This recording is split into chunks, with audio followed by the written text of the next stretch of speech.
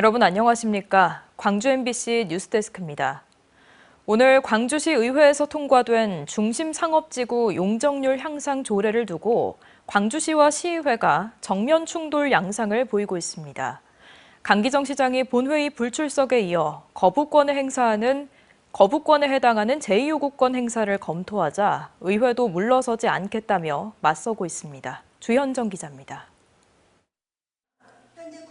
광주시의회 임시회 본회의장.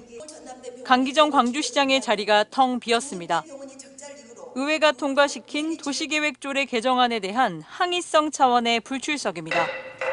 해당 조례는 중심상업지역의 주거용 용적률을 현행 400%에서 540% 이하로 상향하는 것을 골자로 하고 있습니다.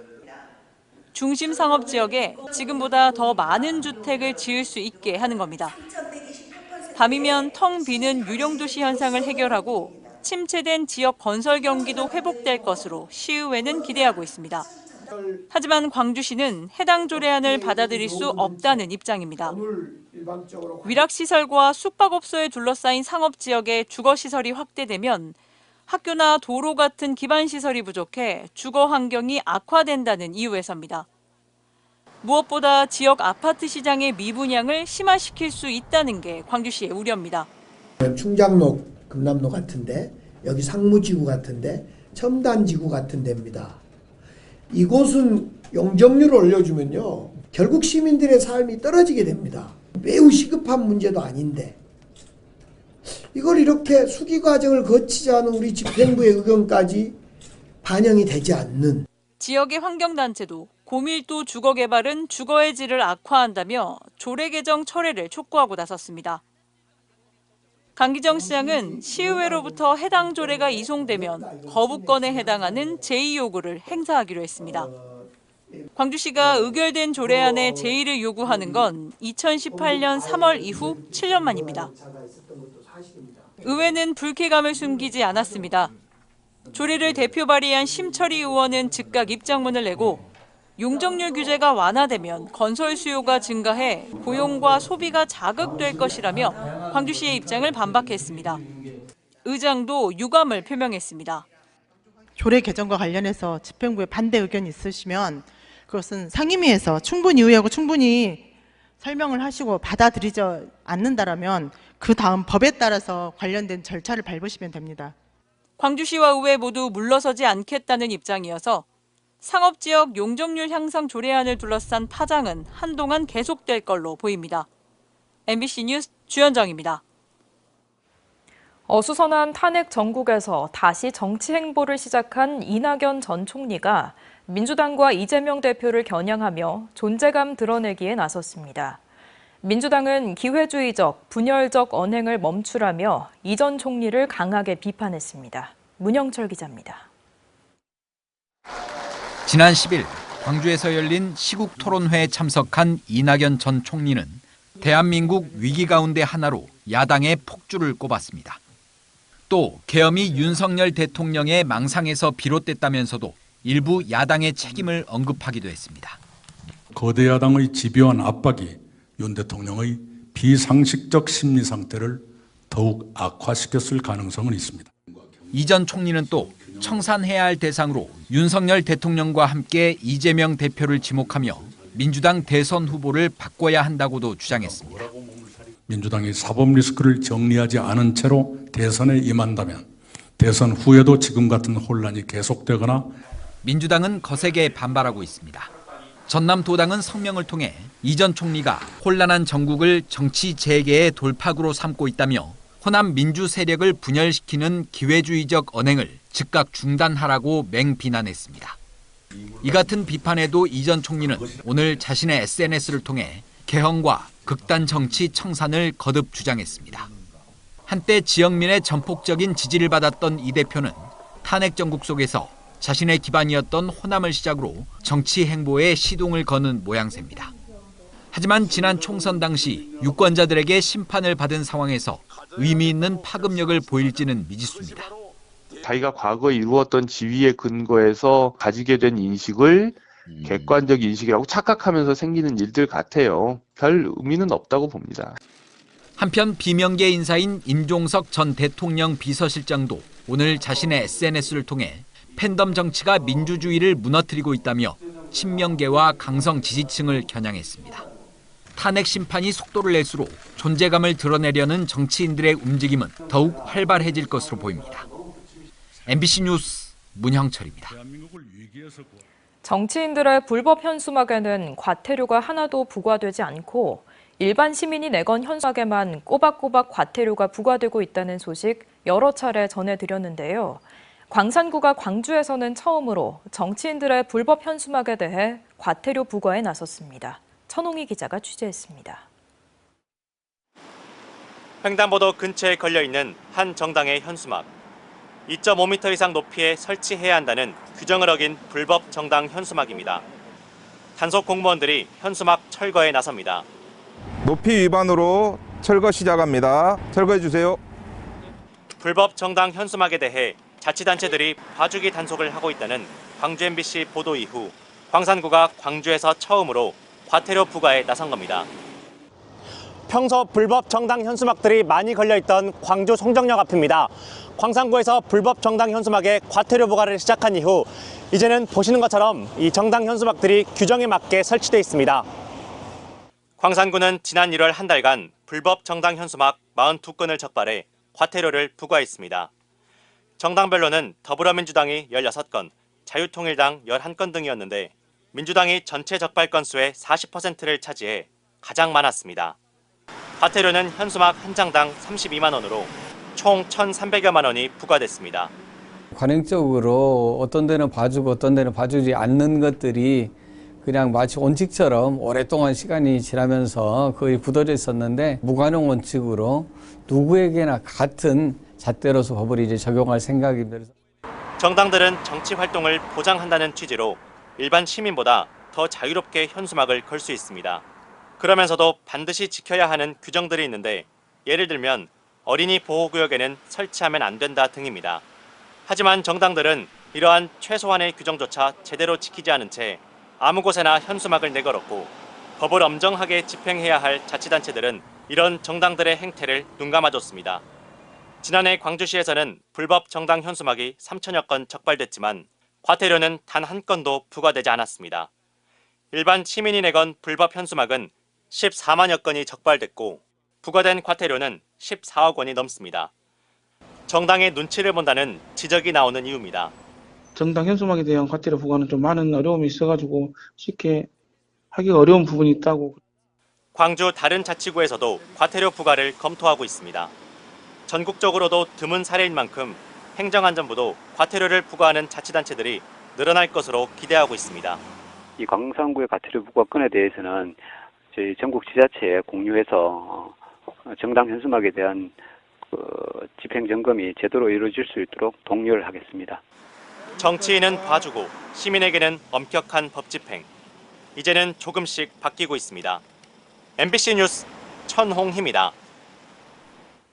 벼 재배 면적 강제 감축에 대한 농민들의 반발이 커지면서 정부가 이번엔 자율 감축안을 내놨는데요. 같은 양의 감축 목표를 주고 지자체에 인센티브 혹은 페널티를 주는 무늬만 자율 감축안이었습니다. 이를 갑작스럽게 받아든 지자체에선 대혼란이 벌어지고 있습니다. 서희령 기자가 현장의 목소리를 들어봤습니다.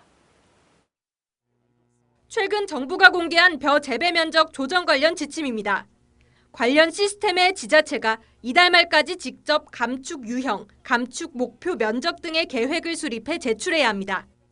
정부안에 따라 당장 전라남도 내 지자체들은 전국에서 가장 많은 15,800헥타르의 논을 줄여야 하는데 이는 지난해 감소 면적의 8배에 달합니다. 22개 시군 평균 700헥타르 이상, 많게는 2,000헥타르 넘는 논을 없애야 하는 현장은 그야말로 대혼란입니다. 정부가 공공비축미 배정 등으로 지자체에 불이익을 주겠다는 말까지 나와 현장에선 사실상 의무 감축으로 받아들이고 있습니다. 감축하려고 한 면적을 없앤 건 아니고 지자체에다 부담을 줘버린 상황이잖아요. 현재 벼재배 면적 조정 시스템마저 제대로 완성되지 않았을 정도로 계획 시행이 급박하게 진행되는 점도 문제입니다. 보통 지자체 비용으로 장려금을 추가 제공하는 방식으로 타작물 전환 등을 설득하는데 이미 올해 예산 작업은 끝난 상황. 졸속 추진된 정부의 강제 감축 안에 이미 뿌리 난 농민 설득이 제대로 될 리가 없는 겁니다.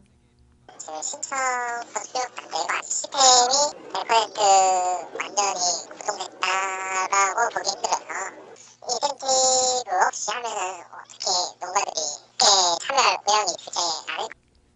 결국 대부분 지자체는 대폭 늘어난 감축 목표 달성을 위해 부분 휴경, 즉 그냥 땅을 놀리는 방식을 인센티브도 없이 권유해야 하는 상황입니다. 대신실명 정부 방책상으로는 타작물이나 친환경 유도를 많이 하라고 이야기를 하시는데 쉽게 진입이 어려운 부분이고 해서 농민들의 반발은 더 커지고 있습니다.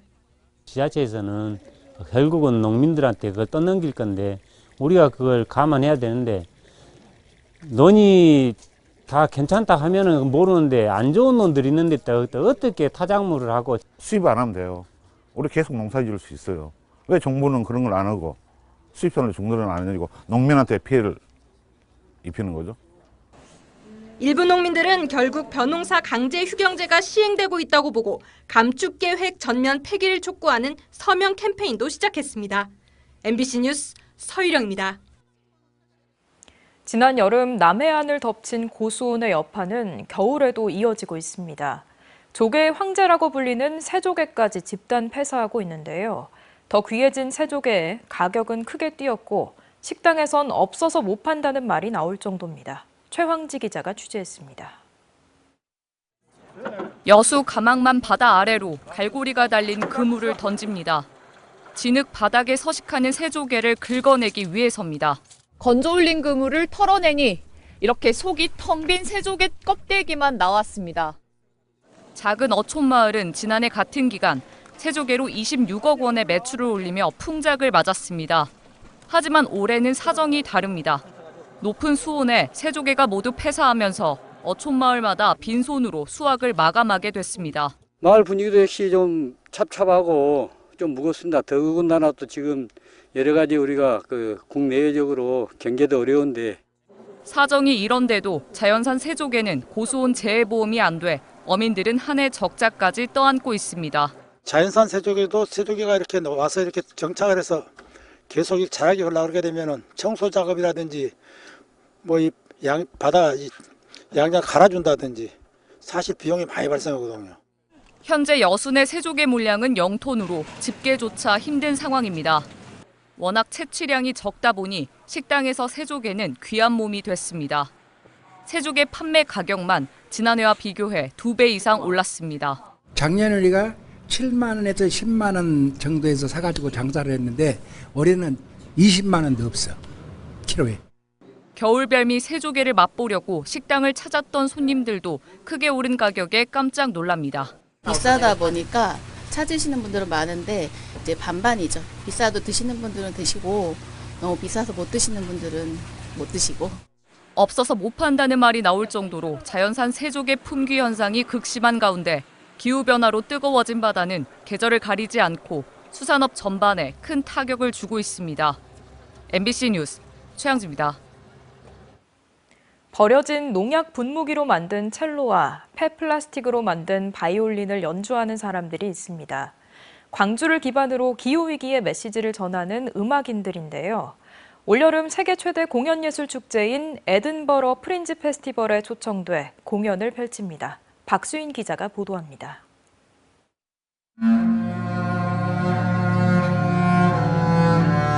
버려진 농약 분무기와 연습용 첼로의 이질적인 결합이 익숙한 듯 낯선 소리를 만들어냅니다.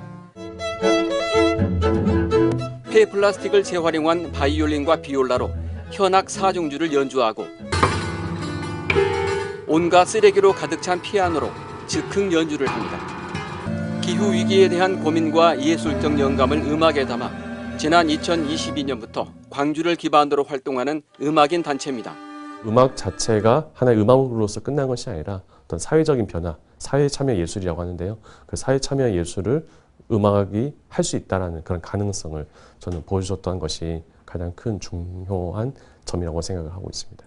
버려진 물건들을 재활용한 악기들이지만 허투루 만들지 않았습니다. 미술인과 지역대학이 협력해 시행착오를 거쳐가며 공들여 만든 미학과 공학의 결과물입니다. 단원들 역시 국내외에서 클래식 음악을 전공한 전문 연주자들입니다. 이들에게 예술은 언제나 새로운 질문이고 도전입니다.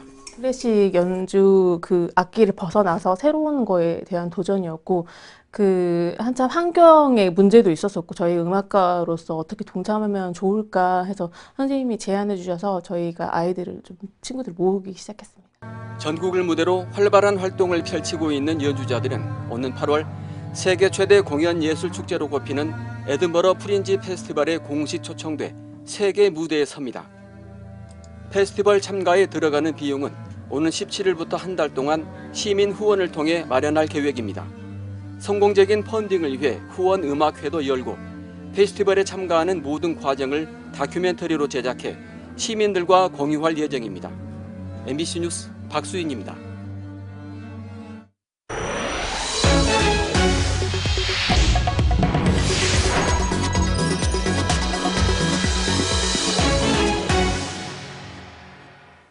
(180여) 개 시민사회단체로 구성된 광주 비상행동이 오늘 기자회견을 열고 이번 주말 광주에서 열리는 극우단체 집회에 맞서 시민들이 금남로와 5.18 민주광장으로 모여달라고 호소했습니다. 광주 비상행동은 또 민주주의의 심장인 5.18 민주광장과 금남로를 내란 동조 세력이 정치적으로 더럽히는 일 또한 허용하지 않을 것이라며 극우단체에 경고했습니다. 제22 서경호 침몰 사고 실종자 수색 나흘째를 맞아 실종자 가족이 심해 잠수사 투입 등 해경의 적극적인 수색 작업을 촉구했습니다. 실종자 가족은 오늘 오후 여수시 국동에 마련된 대기실에서 기자회견을 열고 기관실과 침실, 조타실 등 선내 실종자 5명이 발견될 가능성이 높다며 이같이 밝혔습니다. 또 정확한 진상규명을 위해 적기에 선체 인양을 해야 한다며 준비 과정을 논의하고 즉각 착수해달라고 요청했습니다. 가족들은 잠수사 투입과 인양에 관한 질문에 선사와 협의 중이라는 말만 되풀이하고 있다며 당국이 적극적으로 나서달라고 강조했습니다.